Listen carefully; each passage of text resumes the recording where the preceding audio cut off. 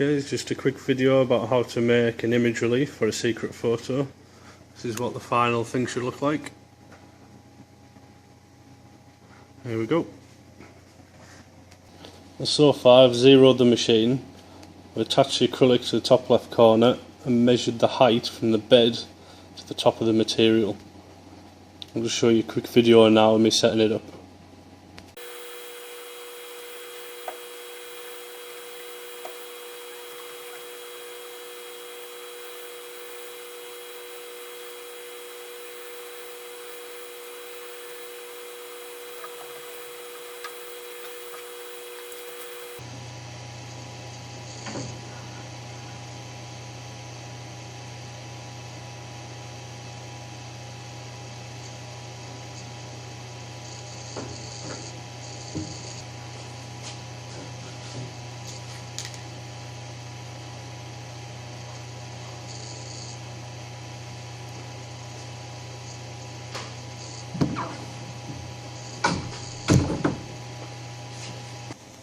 Okay, this might be a bit wobbly, but this is how you go through the Boxford software. So it's called the Boxford CAD/CAM Design Tools on my PC. And we've got two millers or routers. The one I'm going to use is the 10563. That'll be dependent on your own machine, so just pick the one that's linked to the PC that you're working on.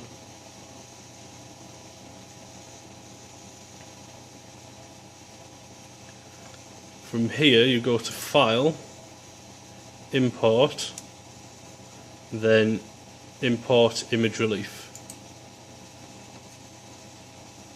And you should get this software that comes up. If you don't have it, then what you'll probably have to do is contact Boxford and see if you can get an update. Right, so from here, click on Browse. I'll come in a bit. My image is saved on a pen drive, so I'm going to go Computer, Removable Disk, and there's a lovely file there. So it's there, I'm happy. Next. From here you can change the contrast. Unfortunately you've got to move and then click Apply before you can see any changes. You can also change the brightness. Obviously a bit too far there. I try and avoid any really bright white spots, because what happens is the machine tries to cut all the way through the acrylic and it becomes really weak. So just try and get a nice grey colour rather than a really bright white there. When you're happy, click Next. Now if you've got any images with text on, for example, you're going to want to mirror, because when you've cut out, this is obviously upside down at the moment, when you flip it over it'll be back to front. So let's just see, I can't actually remember which one it is. We'll try X and Y, and there we go. So flip it left to right. Doesn't actually matter for Gollum, so I'm just going to click Next. And this is a material that we're working with. Now, the material is 120 millimeters by 100. It's 3mm acrylic, so 3 in that box, and acrylic cast. You can choose other materials, but it's acrylic that works. So click Next. Now the tool we're using is the 6mm chamfer.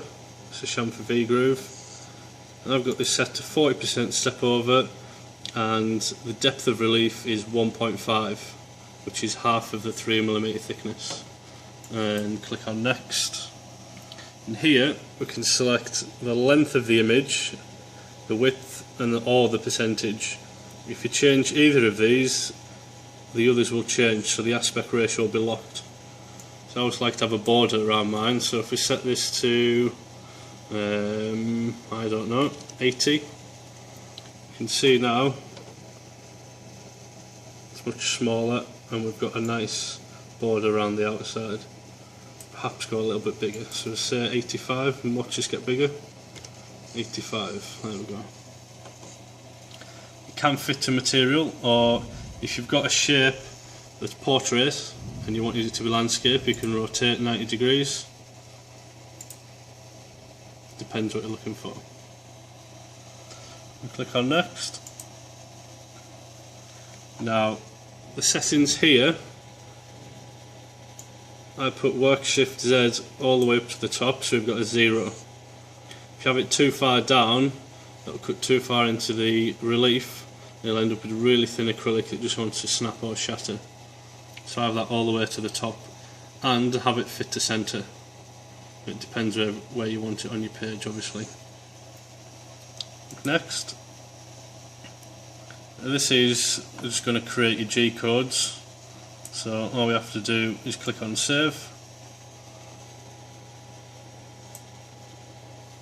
and just choose where you want to save it to, and obviously give it a name. Save.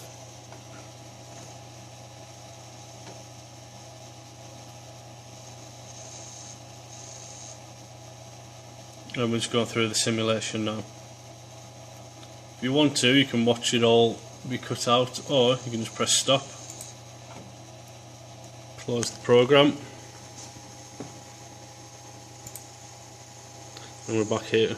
It's not obvious. What you do to cut it out now is just to go down the machine where you get the little glow around the outside when you hover, select, and the machine will initialize. Okay, because we're at the top left of the material, we're going to select the bracket offset nut. The workpiece is already fit. The height, which I wrote down a little bit of masking tape so I don't forget, 12.32 millimeters. So in here, 12.32.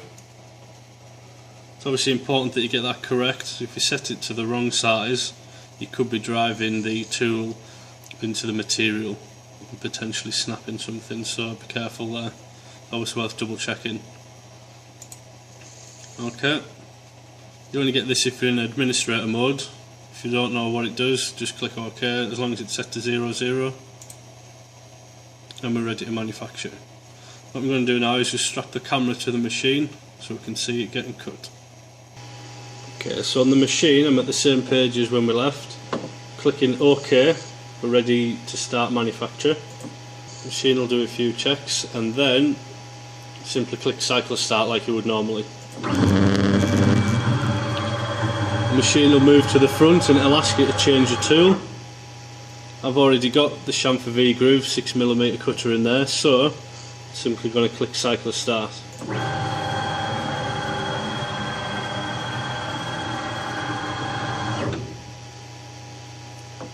Now what you want to do, just to double check you've set the height of the material correctly, is look at the Z value on the computer screen. On mine it says 30mm, okay, which is the clearance. If it says 30mm, check that you've got roughly 30mm between the top of the material and the tip of the tool. If the value is more or less than 30mm, it's worthwhile checking that you've measured the height of the material from the bed correctly. So if you're happy, simply click cycle start either on the computer screen or on the machine itself, and it should start manufacturing.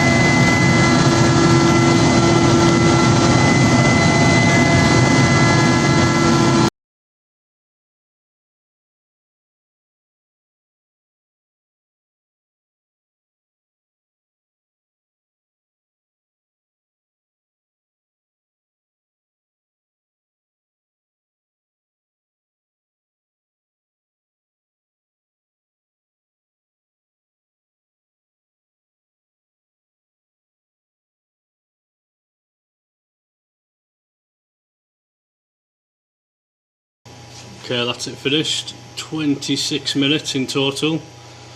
That's with the size of 120 long by 100. If you make that 80mm by 60mm, it takes approximately 13 minutes. So it's worthwhile thinking about the overall size. Open it slightly, put the extractor on manually.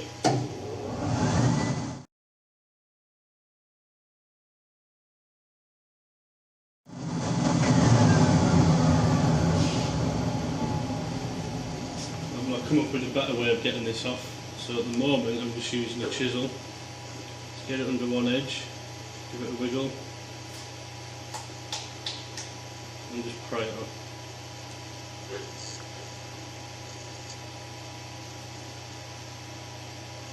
If you're paying attention to where the glue is, or the double-sided sticky tape, because that's where you need to pry it up from.